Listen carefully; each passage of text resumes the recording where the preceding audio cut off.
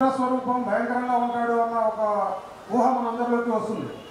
అలాగే మేము ఈ ప్రోగ్రాం గురించి ఒక ఆహ్వాన పత్రిక తయారు చేసి ఆ పత్రికను తీసుకుని మొదటిసారిగా సామవేదం షణ్ముఖ శర్మ గారి దగ్గరికి వెళ్ళినప్పుడు ఆ పత్రిక మీద ఉన్నటువంటి ఫోటోను చూశారండి. చూసి ఈ వీరభద్రుడిని మీరు ఎక్కడి నుంచి తీసుకున్నారో అంటే మాకు ఇంటర్నెట్లో దొరికిందండి అన్న. అంటే వారు చూసి వీరభద్రుడు అంటే ఉగ్ర స్వరూపుడే కానీ ఉగ్ర స్వరూపాన్ని ఇంట్లో పెట్టుకోరు, ఆయన చాలా శాంత స్వరూపుడు.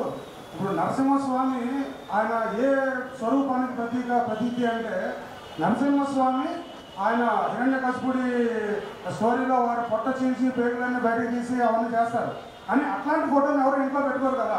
ఆయన మాకు ఇచ్చిన ఉపమానం ఏమిటంటే నరసింహస్వామి లాగానే వీరభద్రుడు కూడా ఉగ్ర స్వరూపుడు. అలాంటి స్వరూపాన్ని మీరు ఇలాంటి కాల్పనిక చిత్రాలు జోలికి వెళ్ళకండి, కాల్పనిక చిత్రాలని మీరు ఇలా ప్రచురించకండి, మనం ఏది చేసినా ప్రామాణికంగా ఉండాలి అని చెప్పి మా ముందు వారు మెడ్రాస్లో ఉన్న ఒక స్థపతికి ఫోన్ చేశారు.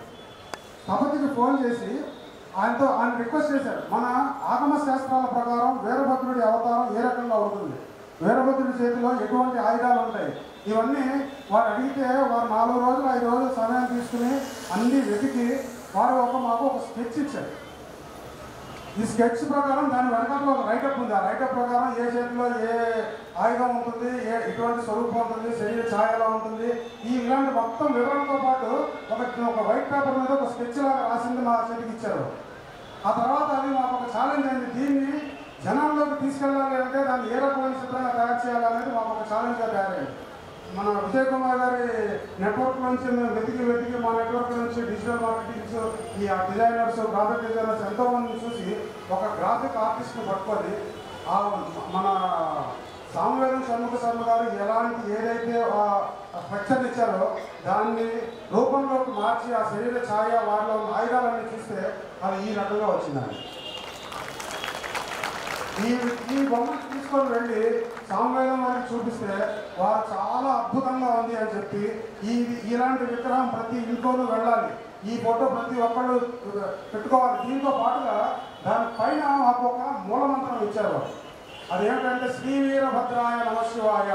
ప్రతి ఒక్కళ్ళు ఇంట్లో ఈ వీరభద్రుని పెట్టుకోవచ్చు. ఇది చాలా మంగళకరమైన స్వరూపం, ఆగమ శాస్త్ర ప్రకారం శాస్త్రాలు ఆమోదించిన స్వరూపం కాబట్టి ఈ ఫోటోను మన ఇంట్లో పెట్టుకోవడంలో ఎటువంటి తప్పు లేదు, అందరూ పెట్టుకోవాలి అని చెప్పి వారు మనకు తెలియజేశారు.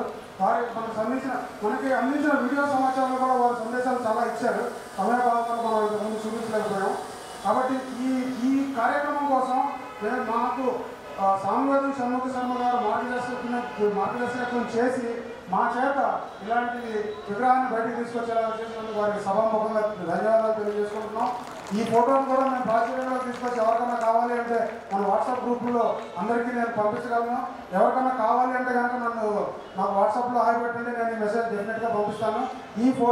ఈ చిత్రాన్ని ఖచ్చితంగా అందరూ ఫ్రేమ్ కట్టించుకుని ఇళ్లలో అందరి ఇళ్లలోనూ చూడాలి అని మా సంకల్పం. అందుకని దీనికి ఎంతో వ్యయప్రయాసాలు కోర్చి ఈ ప్రమాణంగా తయారు చేయడం జరిగింది. ఇంతవరకు నేను ఈ విషయాన్ని అందరితో షేర్ చేసుకోవాలని చాలా ప్రయత్నం చేశాను, కానీ ఆలస్యమైంది. బట్ ఇవాళ లాస్ట్ మూమెంట్ అనేది ఇది చూపించగలిగినందుకు చాలా సంతోషంగా ఉంది.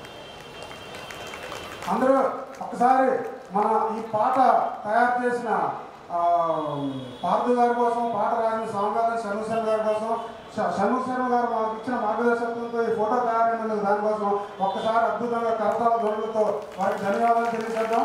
ఈ సందర్భంగా సామవేదం గారు మా కోసం రాసిన పాటను మరొకసారి అద్భుతమైన సౌండ్లో ఒకసారి విందాం.